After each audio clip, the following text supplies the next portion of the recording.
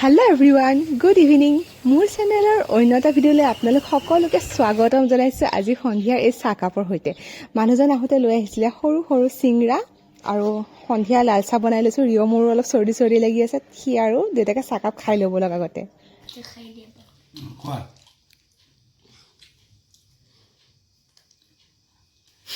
সেনেকৈ বোলে চিংৰা খায়।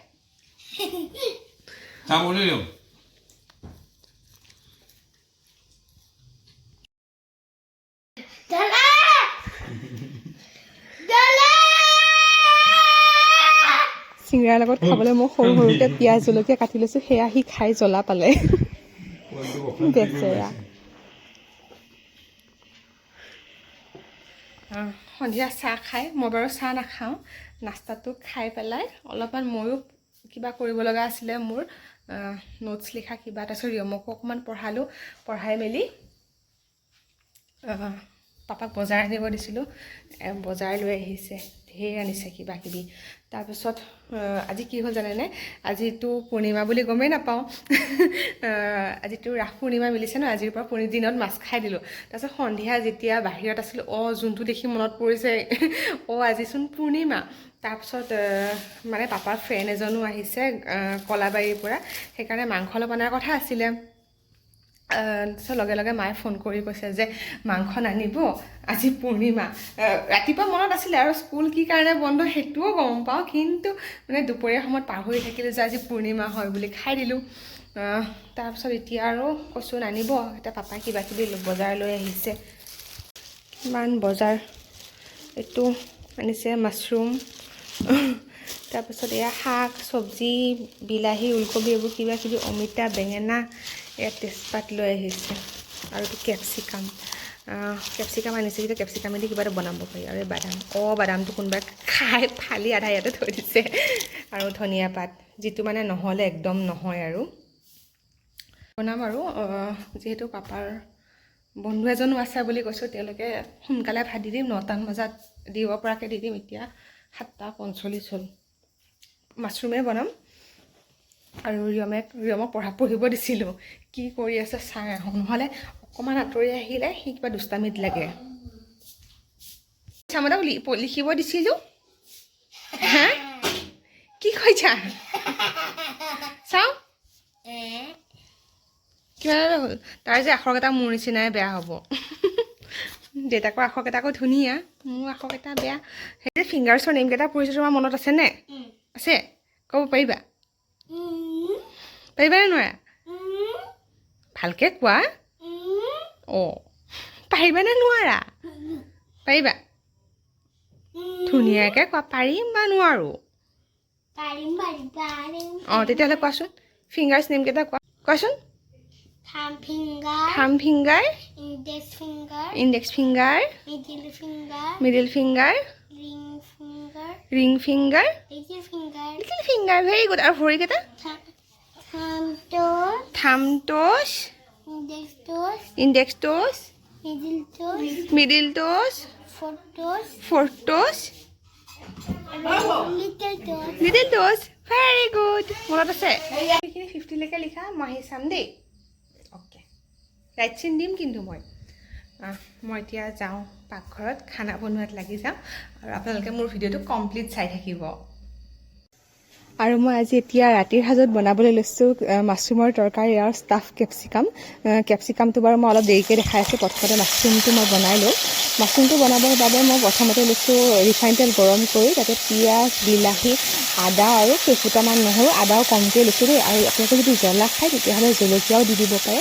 আমাৰ ৰিয়ম আছে কাৰণে জ্বলাটো দিয়া নাই মই। আৰু সেইখিনি মই ভালদৰে গল্ডেন ব্ৰাউন হোৱাকৈ প্ৰথমতে ভাজি ল'ম। ভাজি মই এইখিনি ঠাণ্ডা হ'বলৈ মই পেষ্ট কৰি ল'ম।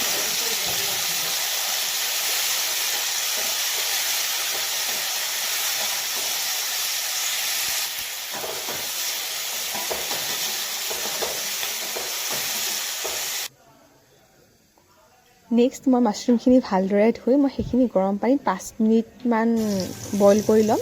তাৰপিছত তাৰে পানীখিনি টুকি মই সেইখিনি তেলতে, যিখিনি তেল ৰখি গৈছিলে, বেছি তেল মই ইউজ নকৰোঁ, তাতে হালধি আৰু নিমখ দি সেইখিনি মই ভালদৰে গল্ডেন ব্ৰাউন হোৱালৈকে ভাজি ল'ম।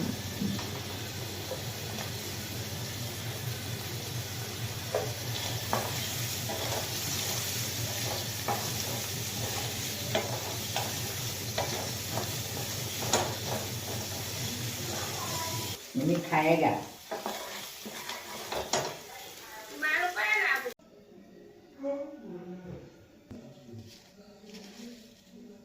এইবাৰ মই কেৰাহীখনত মিঠাতেল গৰম কৰি লৈছোঁ। গৰম কৰি তাতে অকণমান চেনি লৈছোঁ। সেই চেনিখিনি গলিব লওঁতে মই যিখিনি পেষ্ট বনাই থৈছিলোঁ, পিঁয়াজ, বিলাহী, আদা, নহৰু, সেই পেষ্টখিনি মই কেৰাহীত দি সেইখিনি মই ভালদৰে ভাজি ল'ম।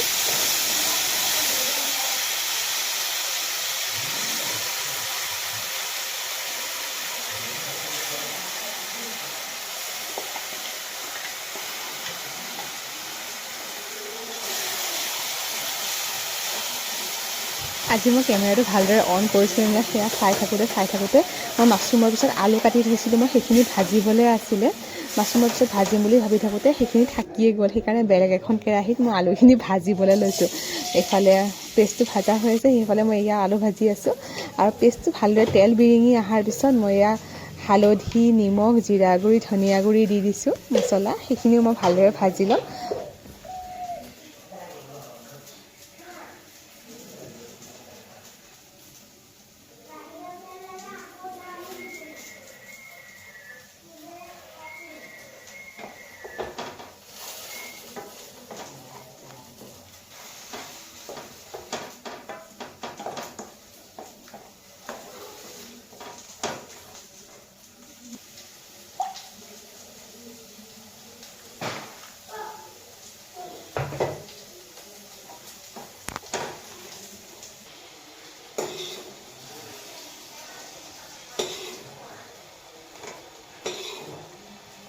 মছলাখিনি ভালদৰে ভাজি হৈ যোৱাৰ পিছত মই অকণমান পানী দি দিছোঁ। পানীখিনি দিয়াৰ পিছত মই তাতে যিখিনি মই আলু ভাজি থৈছিলোঁ সেইখিনিও এড কৰি দিছোঁ। তাৰপিছত মই অলপমান পানী গৰম কৰি লৈ পানীখিনি মই যিমানটো জোখত লাগে সিমানটো জোখত কম পৰিমাণে মই দি আছোঁ। পানীখিনি মই গৰম পানী দিছোঁ দেই, কয় নহয় ঠাণ্ডা পানী দিলে তৰকাৰীখিনি হেৰিয়া লাগে বুলি। সেইকাৰণে মই অলপ গৰম পানীয়ে দি দিছোঁ। আৰু মই তেজপাত কেইখিলামান তাতে দি দিছোঁ। তাৰপিছত মই যিখিনি মাছৰুম ভাজি থৈছিলোঁ মাছৰুমখিনিও দি দিছোঁ। মানে অলপ সময় মাছৰুমটো উতলিব লাগে, তেতিয়াহে মাছৰুমৰ টেষ্টটো তৰকাৰীখনে পায়। সেইটো কাৰণে মই অলপ সোনকালেই দি দিছোঁ মাছৰুমটো।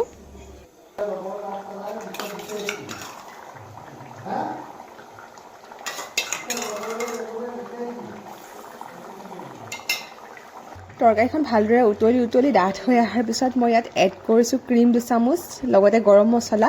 আৰু নমোৱাৰ ঠিক আগে মই দিছোঁ কচুৰি মেথি আৰু ঘি 2 চামুচ দি অলপ লৰাই তৰকাৰীখন নমাই দিছোঁ। কালাৰটো ইমান ধুনীয়া হৈ আহিছে তৰকাৰীখনৰ, লগতে এনেকৈ খাই বহুত ধুনীয়া লাগে। আৰু এনেকুৱা ভেজ থালি মোৰ বহুত প্ৰিয়।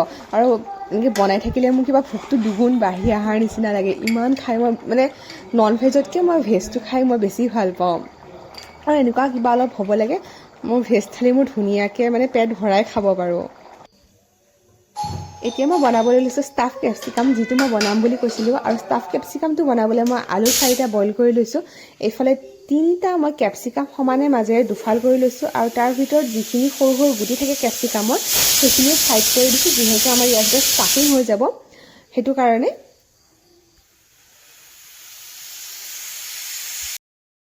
আৰু এইফালে মই ষ্টাফিঙৰ কাৰণে কেইটামান বাদাম ভাজি লৈছোঁ আৰু কেইটামান চয়াবিনো গৰম পানীত মই কোমলাই লৈছোঁ।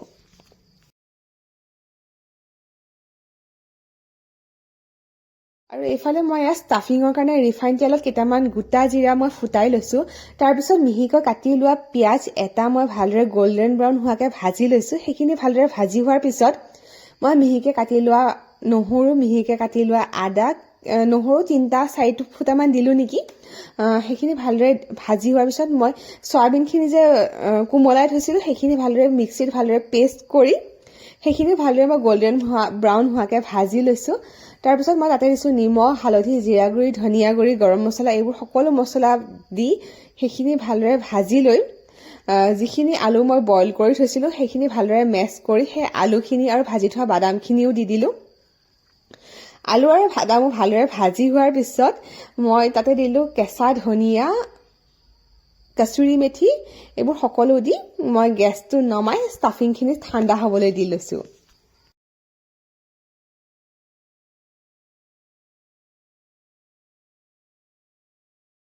ষ্টাফিংখিনি ঠাণ্ডা হোৱাৰ পিছত মই কেপচিকামৰ টুকুৰাকেইটাৰ ভিতৰত এটাকৈ মই ষ্টাফিংখিনি ভৰাই সেইখিনি ৰেডি কৰি লৈছোঁ আৰু এইফালে মই পেন এখনত ৰিফাইন তেল গৰম কৰি এটা এটাকৈ কেপচিকামৰ টুকুৰাকেইটা দি দিছোঁ ভালদৰে যাতে ফ্ৰাই হয়, গোটেইকেইটা ছাইড যাতে ভালদৰে ফ্ৰাই হয় মই সেনেকৈ দিছোঁ। আৰু স্কিমটো একদম কমাই লৈছোঁ গেছৰ যাতে বস্তুটো জ্বলি নাযায়। চাৰিওফালে যাতে অকণমান ৰঙচুৱা কালাৰ আহে, কেপচিকামটো ভালদৰে পিঠিকেইখনো ভালদৰে ঘূৰাই ঘূৰাই মই ভাজিছোঁ, মোৰ সেইখিনি দেখুওৱা নহ'ল। আৰু এয়া ভাত বাঢ়ি লৈছোঁ, সকলো একেলগে খাব। আমাৰ ভাত পানী খোৱা হৈ গ'ল। বেগত গৰম পানী ভৰাই লৈছোঁ, ইয়াৰ কঁকালৰ বিষ হৈছে।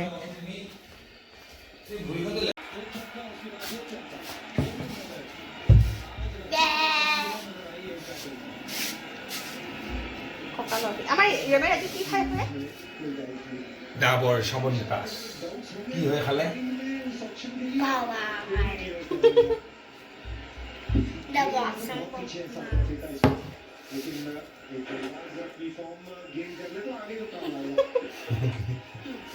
এই দিয়া কি দিষ্ট এইবোৰ চেনেকি খাবহি এইটো কোনে চেনেকিব?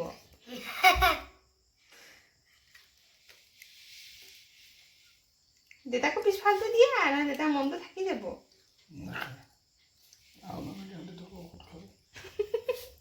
দেউতাকক কঁকালৰ বিষত বা গেছৰ প্ৰব্লেম। বেল মাৰা নাই নেকি আজি? সেইকাৰণে মই যে ৰাতিপুৱা যে কামুৰিছিলোঁ, তুমি যে মোক কামুৰি দিলা। কামুৰিছা দেউতা? আঙুলিটো কামুৰি দিছা? আৰু নাই শেষ। আৰু নাই আধা চামুচ বেছি নাখায়। শোৱাৰ আগে আগে মই অকণমান ৰুমবিলাক চাফা কৰি থৈ দিওঁ, তেতিয়াহ'লে ৰাতিপুৱা উঠিয়ে মানে মূৰটো গৰম নহয়। বিশেষকৈ ড্ৰয়িং ৰুমটো চাফা হৈ থাকিলেও কালি হ'ল কি বাৰ? কালি হ'ল দেওবাৰ, গতিকে কালি শনিবাৰ, গতিকে কোনোবা যদি আহেও তেতিয়াহ'লে মানে উঠাটো দেৰি হ'বই, তেতিয়াহ'লে আৰু বেয়া নালাগে আৰু, নহ'লে আৰু যি অৱস্থা হৈ যায়। ঠিক আছে বাৰু, মই আজিৰ ভিডিঅ'টো মই এইখিনিতে শেষ কৰিছোঁ। আকৌ এটা নতুন ভিডিঅ' আপোনালোকক লগ পোৱাৰ প্ৰতিশ্ৰুতিৰে। আৰু মোৰ ভিডিঅ'বোৰ যদি চাই আপোনালোকে ভাল পাইছে তেতিয়াহ'লে প্লিজ লাইক, কমেণ্ট আৰু শ্বেয়াৰ কৰি দিব। আৰু যদিহে মোৰ চেনেলটোত প্ৰথমবাৰৰ বাবে আহিছে তেতিয়াহ'লে প্লিজ চেনেলটো ছাবস্ক্ৰাইব কৰিহে যাব। আজিলৈ বাই বাই, গুড নাইট, শুভৰাত্ৰি।